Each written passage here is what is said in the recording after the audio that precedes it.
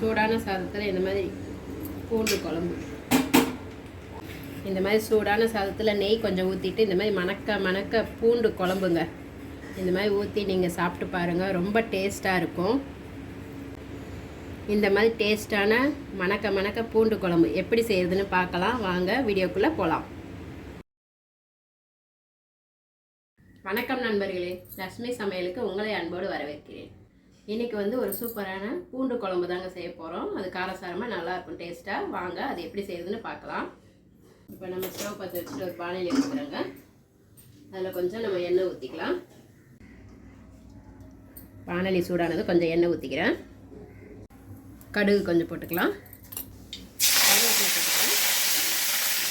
வெங்காயம் நான் இந்த மாதிரி ஒரு 3 வெங்காயம் பொடியாக கட் பண்ணி வச்சுருக்கேன். அதை போட்டுக்கலாம். நீங்கள் வெங்காயம் பொடி வெங்காயம் கிடைச்சா கூட போட்டுக்கலாங்க, ரொம்ப நல்லாயிருக்கும். நம்ம சின்ன வெங்காயம்லாம் போட்டால் கொஞ்சம் பெருசாக இருக்கும்ல, அதனால் கொஞ்சம் பெருசாக தான் நான் இந்த மாதிரி கட் பண்ணியிருக்கேன். அப்போ தான் நமக்கு நல்லாயிருக்கும், சாப்பிட்றதுக்கு டேஸ்ட்டாக இருக்கும். சின்ன வெங்காயம் கிடைச்சா அப்படியே முழுசாக கூட நம்ம போட்டுக்கலாம். பூண்டு நான் நிறையவே போட்டிருக்காங்க. நம்மளுக்கு எவ்வளோ தேவையோ அவ்வளோ போட்டுக்கலாம். பூண்டு குழம்பு ரொம்ப நல்லாயிருக்கும், டேஸ்ட்டாக இருக்கும். இது நம்மளுக்கு சாப்பிட்றதுக்கும் ரொம்ப அருமையாக இருக்கும்.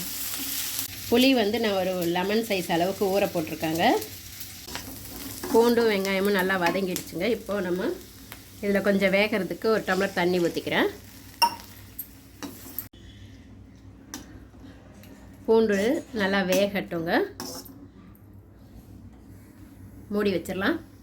பூண்டு வேகிறதுங்களையும் நம்ம ஒரு பவுடர் பண்ணிக்கலாங்க. அதுக்கு நம்ம கடலைப்பருப்பு, காஞ்ச மிளகா, மிளகு, சீரகம் அதெல்லாம் போட்டு தான் நம்ம வறுத்து எடுத்துக்க போகிறோம். இந்த பூண்டு குழம்பு பார்த்திங்கன்னா உங்களுக்கு உடம்புக்கு ரொம்ப நல்லதுங்க. நம்ம குழந்தை பெற்றிருக்காங்க இல்லையா, அவங்களாம் சாப்பிட்டா ரொம்ப நல்லது. நம்ம பூண்டு அப்படியே கொடுத்தா சாப்பிட மாட்டாங்க. இந்த மாதிரி குழம்பு செஞ்சு கொடுத்தா சாப்பிடுவாங்க. அவங்களுக்கு நம்ம மிளகாத்தூள் போடாமல் வெறும் பெப்பர் மட்டும் போட்டால் கூட ரொம்ப நல்லாயிருக்கும். அவங்க வயிற்று புண்ணு இதெல்லாம் ஆறுங்க. அவங்களுக்கு பால் கொடுக்கறதுக்கு ரொம்ப பால் இது சுரபி ஆகும். ஏன்னா நம்ம பூண்டு அவ்வளவும் நல்லது உடம்புக்கு. கேஸ்ட்ரிக்கெல்லாம் இருக்குது இல்லைங்களா, வாயு சொல்லுவாங்கள்ல, அவங்கெல்லாம் இந்த பூண்டு சாப்பிட்டா ரொம்ப நல்லது. அதனால் நம்ம சாப்பாடில் பூண்டு இந்த மாதிரி சேர்ந்து சாப்பிடும்போது ரொம்ப நல்லாயிருக்கும், உடம்புக்கும் நல்லாயிருக்கும். வாங்க நம்ம பவுடர் பண்ணிக்கலாம். இப்போ நான் கடலைப்பருப்பு 2 ஸ்பூன் எடுத்து வச்சுருக்கேங்க. 3 ஸ்பூன் டீஸ்பூன் எடுத்து வச்சுருக்கேன். மிளகு 3/4 ஸ்பூனு, சீரகம் 1 ஸ்பூனு, ஒரு 5 காஞ்ச மிளகா 6. இதை நம்ம வறுத்து எடுத்துக்கலாம்.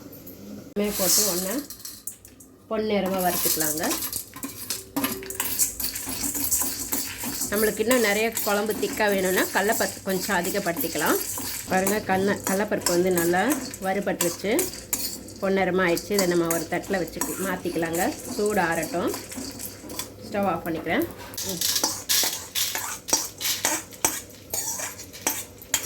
நம்மளுக்கு நல்லா சூடு ஆறிடுச்சுங்க. இது நம்ம கொஞ்சம் குறையாக பவுடர் பண்ணிக்கலாம், ரவை மாதிரி. அப்போ தான் கொஞ்சம் நல்லாயிருக்கும். நம்மளுக்கு இந்த குழம்பு ரொம்ப ஈஸியாக பண்ணிடலாங்க. நம்மளுக்கு அந்த பூண்டு உரிக்கிறது தான் நம்மளுக்கு டைம் ஆகும், ரொம்ப சீக்கிரமாக பண்ணிடலாம். இப்போ அரைச்சிட்டு வந்துடுறேன். அது மாதிரி கொஞ்சம் குறையாக நம்ம பவுடர் பண்ணியாச்சு. இது அப்படியே இருக்கட்டும். பாருங்கள், பூண்டு நல்லா வெந்துடுச்சுன்னு.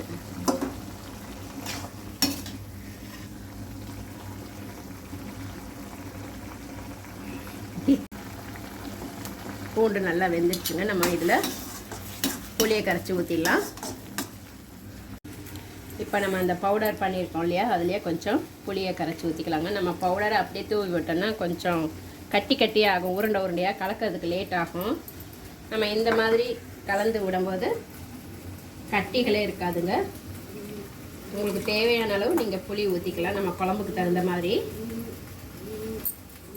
பாருங்கள், இந்த மாதிரியானது நம்ம அதில் இப்போ ஊற்றிடலாம். இதில் நம்ம அதை ஊற்றிக்கலாங்க.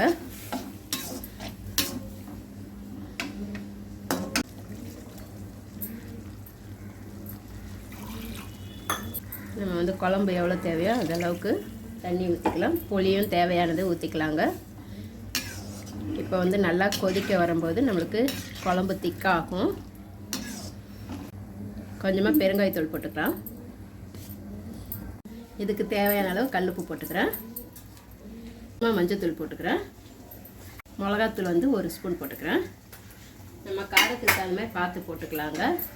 ஏற்கனவே நம்ம மிளகாய் இதில் அரைச்சி போட்டிருக்கோம். இதுக்கு தேவையான அளவு கொஞ்சமாக நான் வெல்லம் போட்டுக்கிறேங்க. வெல்லம் போட்டால் தான் உங்களுக்கு வந்து அந்த குழம்பு டேஸ்ட்டாக இருக்கும். வேண்டான்றவங்க நீங்கள் வெல்லம் போட வேண்டாம். இது நல்லா இப்போ கொதிக்கட்டுங்க. கொதித்து சுண்டி வரணும். நல்லா கொஞ்சம் திக்கான, உங்களுக்கு கொஞ்சம் திக்காக வேணும்னா ரொம்ப கொதிக்க விடுங்க. இல்லைன்னா கொஞ்சம் மீடியமானதுமே இறக்கிக்கலாம் நீங்கள். அவ்வளோதாங்க, நம்மளுக்கு பூண்டு குழம்பு ரெடி ஆயிடுச்சு. சூப்பராக நல்லா வாசனையாக இருக்குது. கமகமன்னு நம்ம ஸ்டவ் ஆஃப் பண்ணிக்கலாம். இதுக்கு விட இன்னும் திக்காக வேணும்னாலும் நீங்கள் இன்னும் கொஞ்சம் நேரம் கூட நீங்கள் சுண்ட விடலாம். நம்ம சூடான சாதத்தில் வந்துட்டு இதை போட்டு நெய் போட்டு சாப்பிடும்போது ரொம்ப நல்லாயிருக்கும். இதோட அப்பளம் மட்டும் தொட்டுக்கிட்டாவே ரொம்ப சூப்பராக இருக்குங்க. கண்டிப்பாக நீங்களும் உங்கள் வீட்டில் ட்ரை பண்ணி பாருங்கள். எப்படி இருந்ததுன்னு எனக்கு கமெண்ட்டில் சொல்லுங்கள். ஸ்டவ் ஆஃப் பண்ணிக்கலாம். நம்மளுக்கு பூண்டு குழம்பு வந்து ரொம்ப ஈஸியாக ரெடி பண்ணிட்டோங்க. நம்மளுக்கு பூண்டு உரிக்கிறதா லேட் ஆகும். குழம்பு வந்து பார்த்திங்கன்னா ரொம்ப சீக்கிரமாக முடிஞ்சிடுங்க. அதனால் வந்து நீங்களும் உங்கள் வீட்டில் ட்ரை பண்ணி பாருங்கள். எப்படி இருந்ததுன்னு எனக்கு கமெண்ட்டில் சொல்லுங்கள். நான் வந்து ஏற்கனவே பூண்டு சாதம் செஞ்சுருக்கேங்க. பூண்டு ஓமம் போட்டு பத்திய சாப்பாடு மாதிரி செஞ்சுருக்கேன். இதெல்லாம் வந்து குழந்தைங்க பெற்றவங்க சாப்பிட்டா ரொம்ப நல்லது. கீழே டிஸ்கிரிப்ஷனில் கொடுக்குறேங்க, வேணும்னா நீங்கள் செக் பண்ணி பார்த்துக்கோங்க. அடுத்த வீடியோவில் வேறு ஒரு டிஷ்ஷோடு சந்திக்கிறேன். நன்றி, வணக்கம்.